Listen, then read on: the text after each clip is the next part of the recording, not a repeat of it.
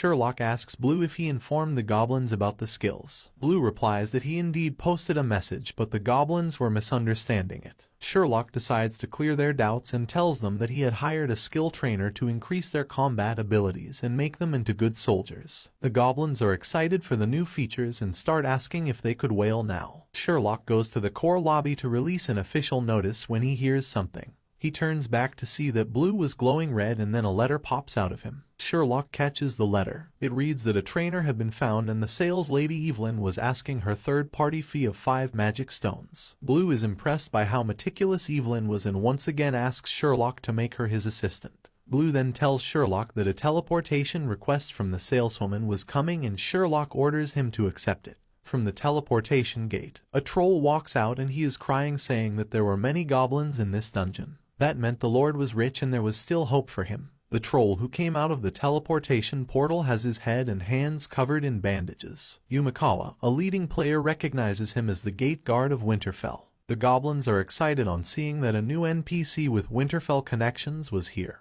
and they hope that he would give them some quests. Then Sherlock approaches the troll, who bows down before him and introduces himself as Moros, the elite guard captain. He says that he was willing to train the Lord's brave, and before saying anything else, he looks around and says goblins with a surprised look. The goblins think that he was really going to be their skill teacher, and they could start learning skills now. But Sherlock has also identified the troll as a guard from the city teleportation lobby. Moros says that Lord Sherlock could trust him to do the job. He even shows his medallion that proved how capable he was. Sherlock has no interest in his story and asks him to train the goblins to fight spiders, and Moros is willing to serve Sherlock. They finalize their contract by using a spell called Put It on Paper. Sherlock asks Moros to follow him so that he could tell him the things he need to do his job. Sherlock says that his dungeon is quite special and he cannot let goblins train for too long. The goblins were going to get 2 hours of free training every day, and they will have to pay for anything after that. And the payment would be made in copper coins rather than magic stones. Moros would be given ample rest too. Sherlock asks the troll if he accepted the conditions. Moros says yes, but then he asks why would the Lord accept useless currency like coins. And he adds that goblins were not really fit to be warriors. Their response to battle was dodging and running away,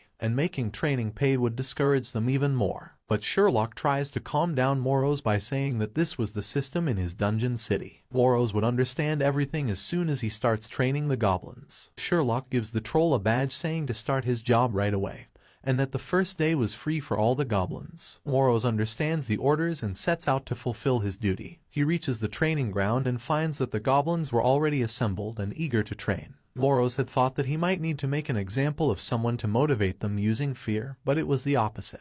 He then greets the goblins. He tells them that his name was Moros and he was in charge of their training from today.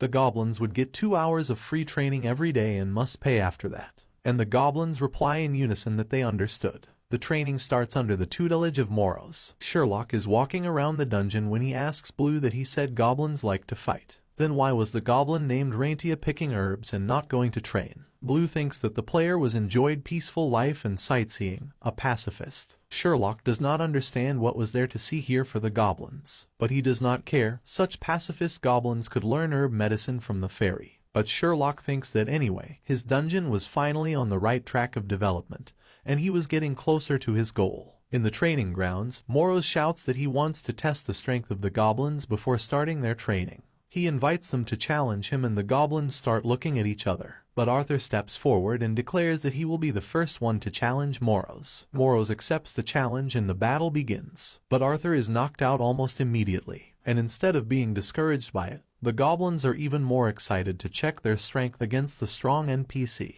They all attack Moros together, but he confidently stands waiting for them to come close. A sound of clashes is heard and soon all the goblins are on the ground. Moros says that the goblins did not even know how to slash, they were his worst trainees. But the goblins admit that they were just beginners and this was their first combat training. They had never slashed at people before, but they had slashed spiders. Moros finds this interesting and learns that the goblins were annihilated every time they challenged the spiders. Moros says that they were just providing food to the spiders and decides to give them some real combat experience. And for that he wants to take them to capture spiders. He goes to the core lobby to report this idea to Lord Sherlock, who allows it and asks Moros to take safety measures. Moros says that the Lord could rest his worries. He would not let his servants die so easily. But what Sherlock really meant was for Moros to protect himself. If there was a danger, he could abandon other goblins and escape with his own life. Moros is deeply touched that the dungeon lord cared about his life. He promises to show Sherlock his efficiency and leaves. In the training grounds, he tells the goblins his plan to capture spiders for their training and asks if there were any volunteers. He is thinking that goblins are cowards and there was no way they would willingly come. But there is a rush of volunteers that shocks Moros. He thinks, why were they not afraid of death? He selects 10 of them and says that the remaining goblins could come with him the next time.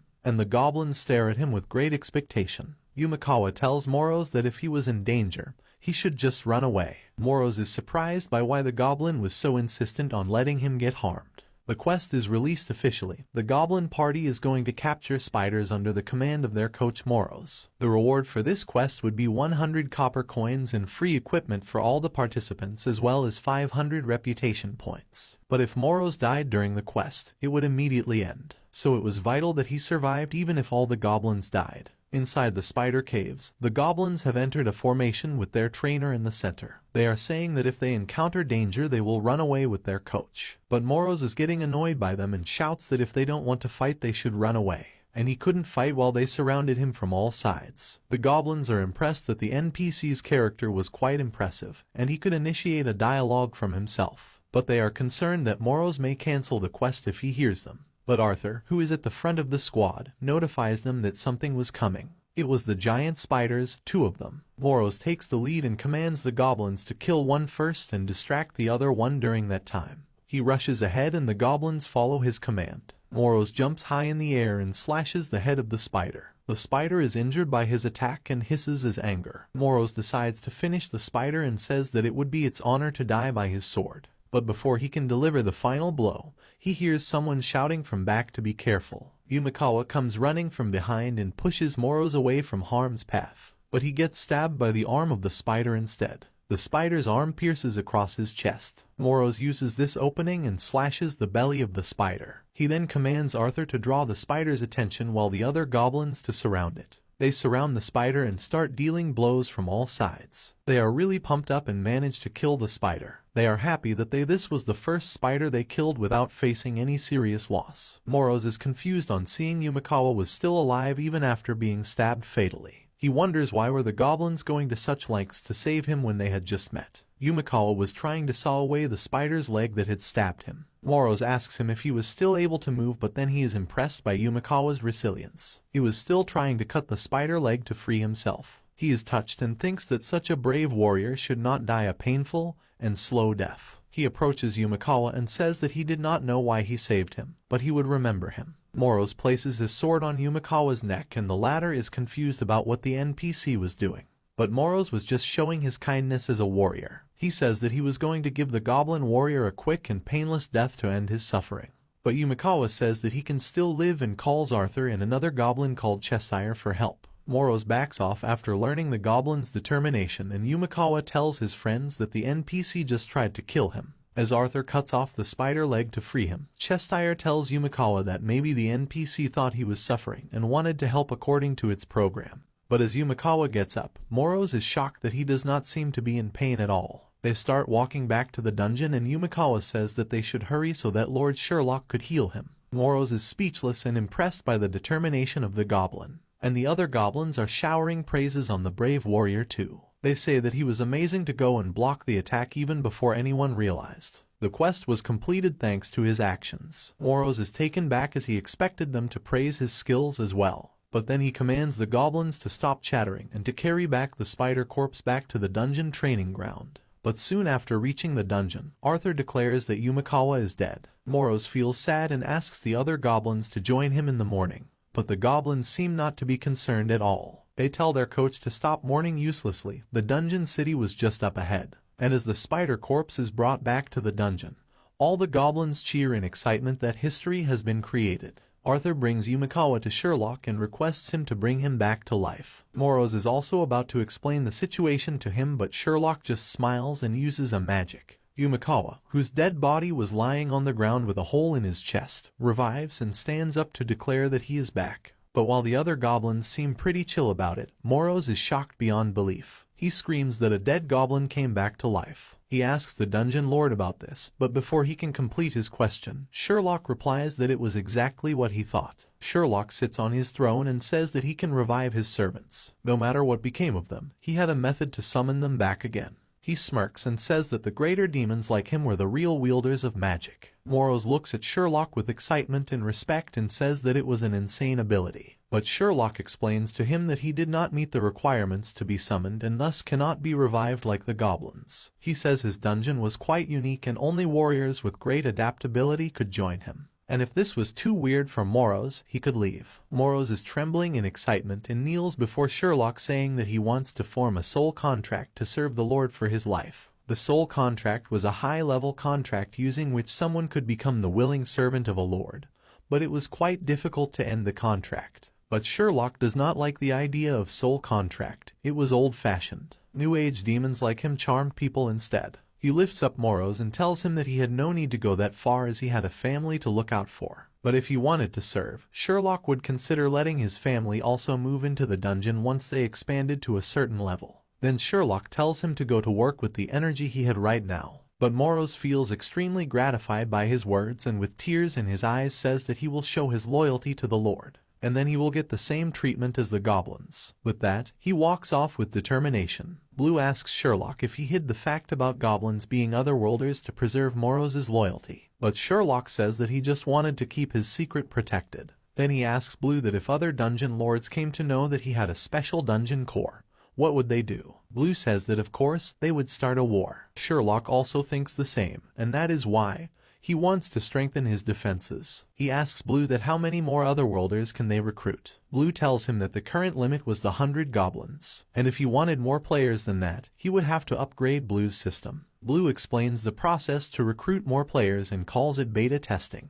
They would have to release an official announcement about new jobs and terrains to attract more otherworlders. And Sherlock feels that this was going to be really heavy on his pocket, and his excitement dies right away. He decides to forget expanding right now and start only after getting some more magic stones. He then starts watching over the goblins from the core lobby and sees that they were working hard in their training and mining. Sherlock thinks that this was nice enough that his goblins were hard-working and motivated in other jobs as well. Yumikawa goes to Simba's workshop and asks him if their new equipment were ready yet, but Simba does not reply. Yumikawa thinks that this NPC could even filter information. But Simba is one to get irritated easily and he still does not know what the goblins meant when they call him NPC, but he does not like it. But he turns back and tells Yumikawa that when it will be finished, he would bring it out at the market. But Yumikawa knows exactly how to get on the blacksmith's nerves. He yells that Simba should make it sharp and runs away with Simba chasing angrily after him. Sherlock tells Blue to give the new equipment some labels too, and Simba has already done that. It's the end of this video. What? Like and subscribe for more videos.